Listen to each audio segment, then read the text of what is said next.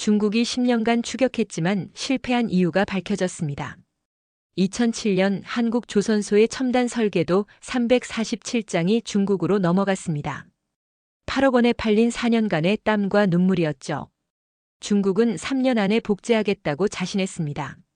예산도 더 많았고 인력도 2배였으니까요. 하지만 결과는 참담했습니다. 설계도가 있었는데도 10년간 단 한 번도 성공하지 못했어요.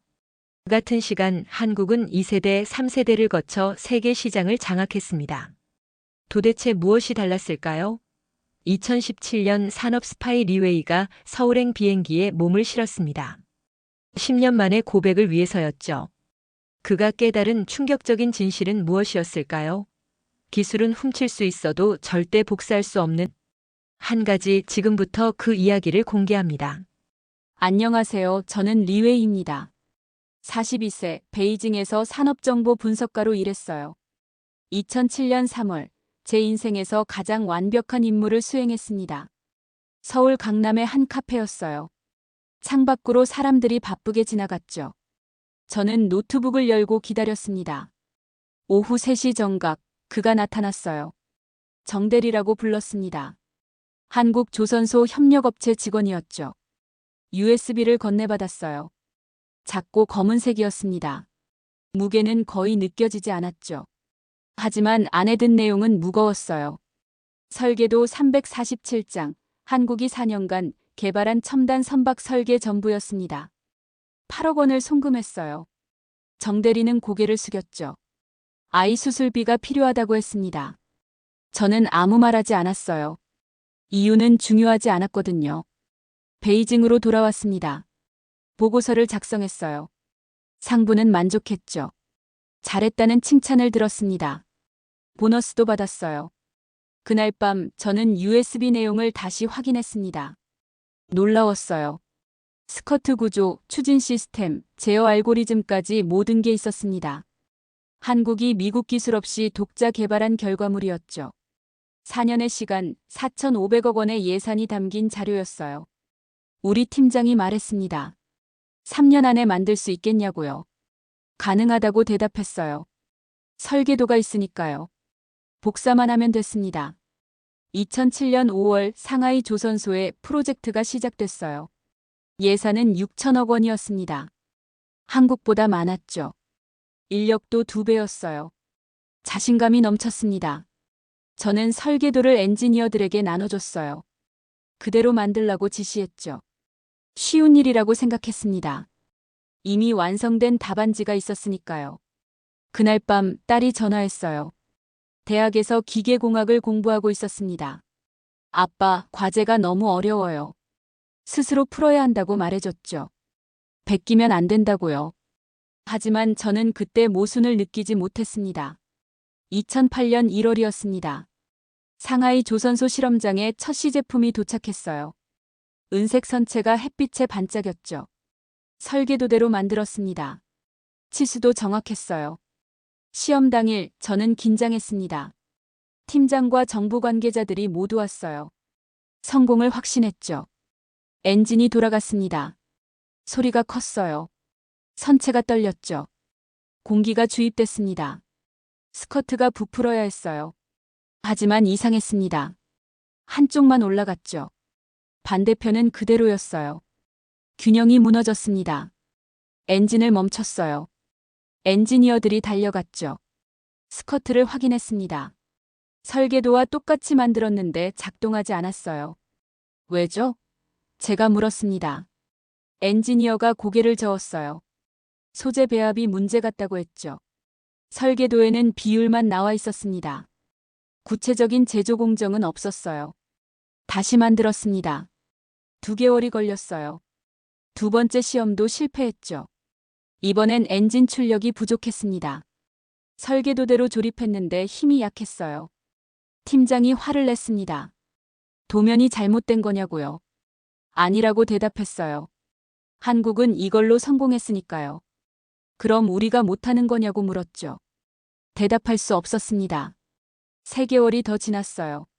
3번째, 4번째 시험 모두 실패였습니다. 속도가 나오지 않았어요.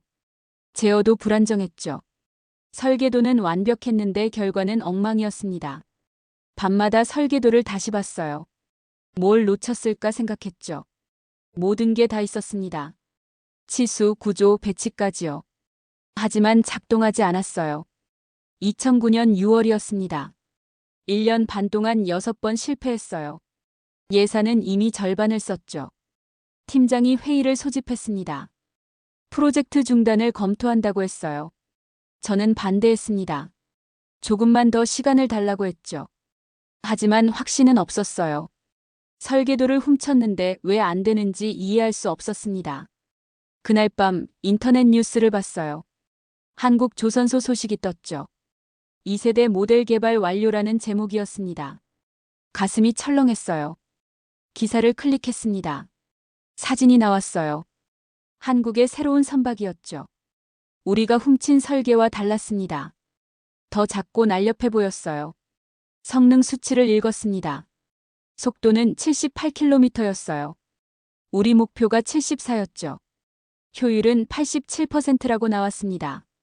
놀라웠어요. 불과 2년 만에 개선한 겁니다. 더 충격적인 건 다음이었어요.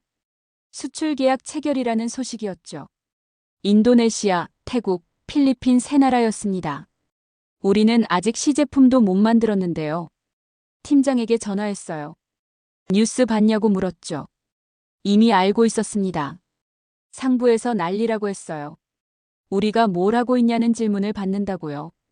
다음 날 베이징 본부로 갔습니다. 회의실이 무거웠어요. 부장이 저를 쳐다봤죠. 설계도가 가짜냐고 물었습니다. 진짜라고 대답했어요. 그럼 왜 한국은 되고 우리는 안 되냐고 했죠. 저도 모르겠다고 했습니다. 사실이었어요. 똑같이 만들었는데 결과가 달랐으니까요. 부장이 서류를 던졌습니다. 3년 안에 한다고 약속했잖냐고 소리쳤어요. 이제 2년이 지났는데 시제품 하나 제대로 못 만들었다고요. 변명할 수 없었습니다. 프로젝트는 보류됐어요. 추가 예산 승인이 나지 않았죠. 사실상 실패였습니다. 사무실로 돌아왔어요. 책상 위에 USB가 있었죠. 347장의 설계도가 담긴 그것이요. 저는 그걸 손에 쥐었습니다. 무게가 느껴지지 않았어요. 하지만 이상했습니다. 이 안에 모든 답이 있는데 왜 우리는 실패했을까요? 뭔가 빠진 게 있었어요. 설계도에는 없는 무언가가요. 밤새 생각했습니다. 한국은 4년 만에 성공했어요.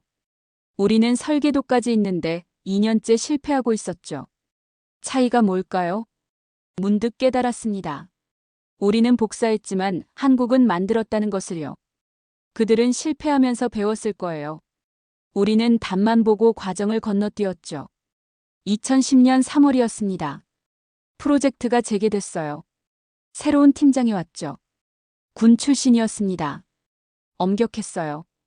첫 회의에서 그가 말했습니다. 실패는 용납 안 된다고요. 1년 안에 완성하라고 했죠. 불가능해 보였습니다. 더 많은 정보가 필요하다고 판단했어요. 한국 내부 협력자에게 다시 연락했죠. 하지만 대답이 없었습니다. 전화도 끊겼어요. 다른 경로를 시도했습니다. 한국 조선소 퇴직자를 수소문했어요. 3명을 찾았죠. 하지만 모두 거절했습니다. 돈을 제시해도 안 됐어요. 왜 안 되냐고 물었습니다. 한 퇴직자가 말했어요. 양심 때문이라고요. 자기들이 만든 건 피땀이 담긴 거라고 했죠. 팔 수 없다고요. 이해할 수 없었습니다. 돈이면 되는 줄 알았어요. 하지만 어떤 사람들은 달랐죠. 그들에게는 자부심이 있었습니다.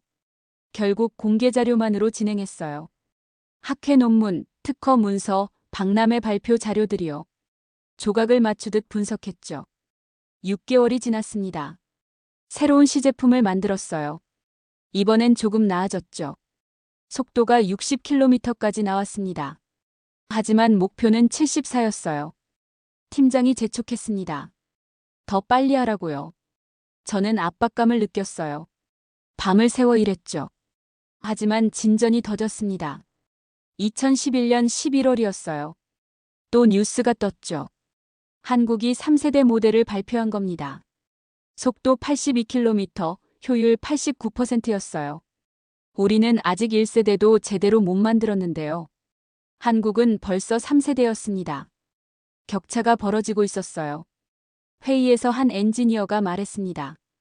우리 방식이 틀렸다고요. 복사하지 말고 배워야 한다고 했죠. 팀장이 화를 냈어요. 시간이 없다고요. 하지만 그 엔지니어 말이 맞았습니다. 저는 그걸 알았어요. 우리는 추격하고 있었지만 방향이 틀렸죠. 남의 등만 보고 달리고 있었습니다. 2012년 9월이었습니다. 싱가포르 국제 해양 박람회에 출장을 갔어요.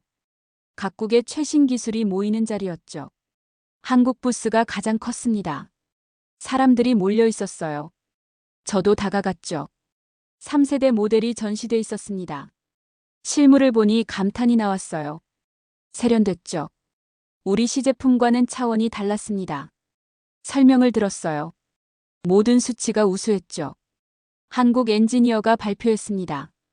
40대 중반쯤 보였어요. 개발 과정을 설명했죠. 4년간의 시행착오, 수백 번의 실패, 밤샘 작업 이야기였습니다. 그의 목소리에는 자부심이 있었어요. 우리가 만들었다는 자부심이요. 누구에게 배운 게 아니라 스스로 해냈다는 것이었죠. 발표가 끝나고 질문 시간이었습니다. 한 일본 기자가 물었어요. 성공 비결이 뭐냐고요. 엔지니어가 웃었습니다. 간절함이라고 대답했어요. 아무도 안 도와줬기 때문에 할 수밖에 없었다고 했죠. 절박했다고요. 그게 가장 큰 힘이었다고 말했습니다. 저는 그 말을 곱씹었어요. 간절함. 우리에게는 그게 없었죠. 설계도가 있었으니까요. 편하게 가려고 했습니다. 한국은 달랐어요. 맨손으로 시작했죠. 아무것도 없었으니까 모든 걸 만들어야 했습니다. 그 과정에서 진짜 실력이 쌓인 거예요. 저녁 식사 자리였습니다. 우연히 그 한국 엔지니어 옆에 앉았어요. 인사를 나눴죠. 이름은 강민호였습니다. 대화를 나눴어요. 그는 겸손했죠. 자랑하지 않았습니다. 다만 팀원들 자랑을 많이 했어요. 함께 만들었다고 강조했죠. 중국에서 오셨나요? 그가 물었습니다. 네, 라고 대답했어요. 중국도 개발 중이라고 들었다고 했죠. 저는 고개를 끄덕였습니다. 힘든 일이죠. 강민호가 말했어요. 저희도 정말 힘들었거든요. 하지만 해낼 수 있을 거예요. 그의 응원이 진심으로 느껴졌습니다. 호텔로 돌아왔어요. 거울을 봤죠. 부끄러웠습니다. 저는 그의 노력을 훔쳤거든요. 5년 전에요. 2015년 여름이었습니다. 딸 메이린이 대학교 3학년이 됐어요. 방학 때 집에 왔죠. 저녁을 먹으며 이야기를 나눴습니다. 아빠, 교수님이 그러시는데요. 딸이 말했어요. 연구는 정직해야 한다고요. 남의 것 뺏기면 발전이 없대요. 저는 젓가락을 멈췄습니다. 왜 그러세요? 딸이 물었죠. 아니라고 했어요. 교수님 말씀이 맞다고 했습니다. 하지만 속은 불편했어요. 딸은 졸업 논문을 준비하고 있었습니다. 자체 설계한 소형 드론이 주제였어요. 힘들다고 했죠. 하지만 뿌듯하다고도 했습니다. 직접 만드니까 배우는 게 많대요. 실패해도 왜 실패했는지 알게 된다고 했죠. 그게 진짜 실력이라고 교수님이 말씀하셨대요. 저는 딸을 봤습니다. 빛나는 눈이었어요. 정직하게 노력하는 사람의 눈이었죠. 그리고 저를 돌아봤습니다. 저는 뭘 했나요? 10년 가까이 남의 것을 훔쳤습니다. 분석하고 복사하려고 했죠. 하지만 성공한 적이 없었어요. 그날 밤 서재로 갔습니다. 캐비닛을 열었어요. 10년간 모은 한국 관련 자료가 가득했죠. 설계도, 사진, 특허 문서들이요. 하나하나 다시 봤습니다. 냉정하게 분석했어요. 왜 우리는 실패했을까 생각했죠. 답은 명확했습니다. 우리는 결과만 원했어요. 과정은 건너뛰려 했죠. 한국은 달랐습니다. 실패를 통해 배웠고 배우면서 성장했어요. 기술은 복사할 수 있습니다. 도면도 수치도 구조도 따라할 수 있어요. 하지만 한 가지는 복사할 수 없었죠. 간절함이요. 절박함, 열정, 포기하지 않는 집념. 그건 훔칠 수 없는 거였습니다. 겪어야만 생기는 거예요. 새벽 3시였습니다. 결심했어요. 잘못을 바로잡아야겠다고요. 10년 전 제가 저지른 일을 고백해야 한다고 생각했습니다. 쉽지 않을 거라는 걸 알았어요. 처벌받을 수도 있었죠. 하지만 해야 했습니다. 딸에게 떳떳한 아버지가 되고 싶었어요. 2017년 4월이었습니다. 인천공항에 도착했어요. 10년 만에 다시 온 서울이었죠. 도시는 많이 변해 있었습니다. 택시를 탔어요. 한진중공업 본사로 가달라고 했죠. 기사가 물었습니다. 거기 일하세요? 아니라고 했어요. 방문객이라고요. 심장이 두근거렸습니다. 준비한 말을 되뇌었어요. 하지만 떨렸죠. 용서받을 수 있을까 걱정됐습니다. 본사에 도착했어요. 높은 건물이었죠. 로비로 들어갔습니다. 안내 데스크에 갔어요. 강민호 팀장을 만나고 싶다고 했습니다. 약속 있으세요? 직원이 물었죠. 없다고 했어요. 하지만 중요한 이야기가 있다고 했습니다. 10년 전 일에 관해서요. 직원이 전화했습니다. 몇 분 기다렸어요. 엘리베이터가 열렸죠. 강민호가 내려왔습니다. 5년 전보다 나이 들어 보였어요. 저를 알아봤을까요? 싱가포르에서 만난 적 있다고 말했습니다. 아, 그때 중국분이라고 기억하더군요. 회의실로 안내했어요. 마주 앉았습니다. 차를 한 잔 마셨죠. 입을 열기가 어려웠어요. 하지만 해야 했습니다. 고백할 게 있습니다. 제가 말했어요. 2007년 당신들 설계도를 훔친 사람이 접니다. 강민호의 표정이 굳었어요. 정대리라는 사람을 통해서요. 347장이었습니다. 8억 원을 주고 샀죠. 중국 정부 지시였어요. 침묵이 흘렀습니다. 강민호는 아무 말이 없었어요. 저는 계속했습니다. 사과하러 왔습니다. 10년 늦었지만요. 왜 지금 와서요? 그가 물었습니다. 양심 때문입니다. 제가 대답했어요. 그리고 깨달았기 때문이죠. 뭘 깨달았습니까? 기술은 훔칠 수 있지만 정신은 훔칠 수 없다는 것을요. 당신들의 간절함은 복사할 수 없었습니다. 강민호가 창밖을 봤어요. 한참 후에 말했죠. 우린 그때 힘들었어요. 유출 사건 때문에 재설계했죠. 3일 밤을 샜습니다. 죄송합니다. 제가 고개를 숙였어요. 하지만 강민호는 웃었습니다. 오히려 잘 됐어요. 더 좋은 걸 만들었거든요. 용서하신다는 겁니까? 용서할 것도 없어요. 그가 말했죠. 당신은 실패했잖아요. 우린 성공했고요. 그게 답입니다. 회의가 이어졌습니다. 강민호가 팀원들을 불렀어요. 5명이 들어왔죠. 10년 전 그 프로젝트 멤버들이었습니다. 리웨이입니다. 제가 소개했어요. 10년 전 설계도 유출 사건의 당사자예요. 사과하러 왔습니다. 그들의 표정이 복잡했어요. 한 엔지니어가 물었습니다. 그걸로 성공했습니까? 아니라고 대답했어요.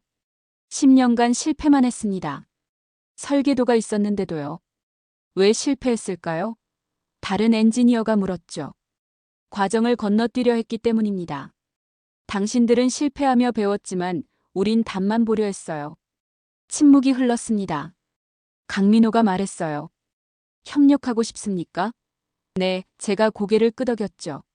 하지만 이번엔 정직하게요. 다음 주 계약서를 검토했습니다. 기술 협력 계약이었어요.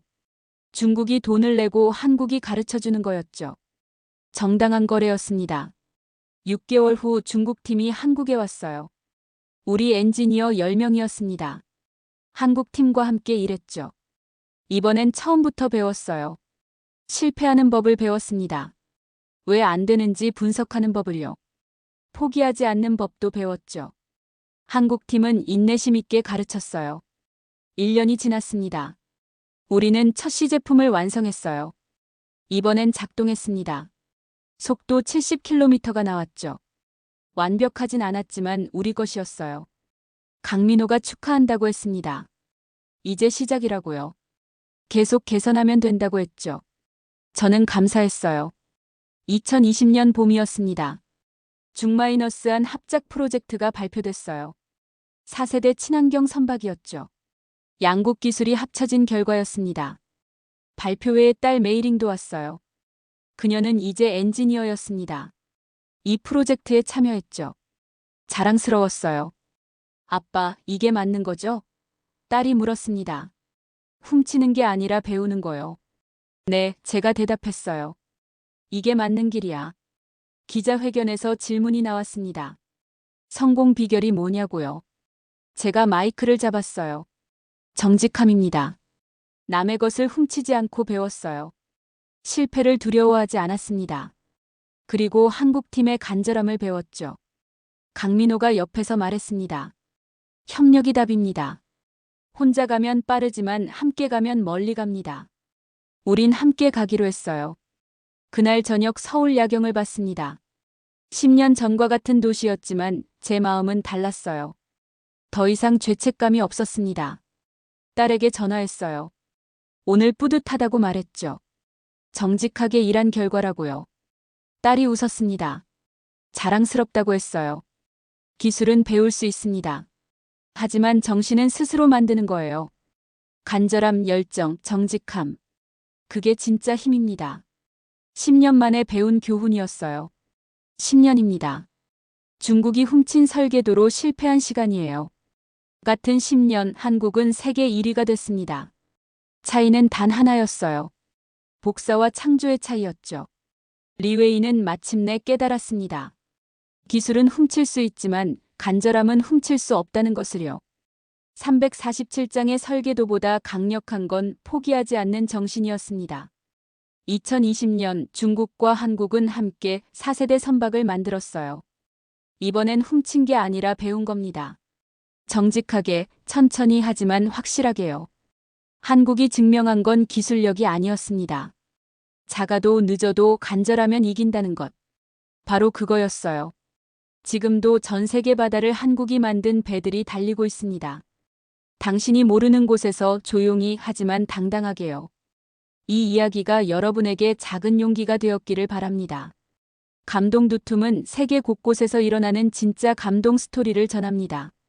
불가능을 가능으로 바꾼 사람들, 포기하지 않고 끝까지 달린 이들의 이야기를 매주 새롭게 전해드려요. 구독을 누르시면 매주 새로운 감동 스토리를 가장 먼저 만나보실 수 있습니다. 좋아요는 더 많은 분들에게 이 이야기가 전달될 수 있도록 큰 힘이 됩니다. 댓글로 여러분의 생각을 나눠주세요. 어떤 이야기가 듣고 싶으신지도 알려주시면 다음 콘텐츠에 반영하겠습니다. 공유하기를 눌러 주변 분들에게도 이 감동을 전해주세요. 작은 클릭이 누군가에게는 큰 위로가 될 수 있습니다. 함께 성장하는 채널 감동 두툼이 되겠습니다. 지금까지 감동 두툼이었습니다. 감사합니다.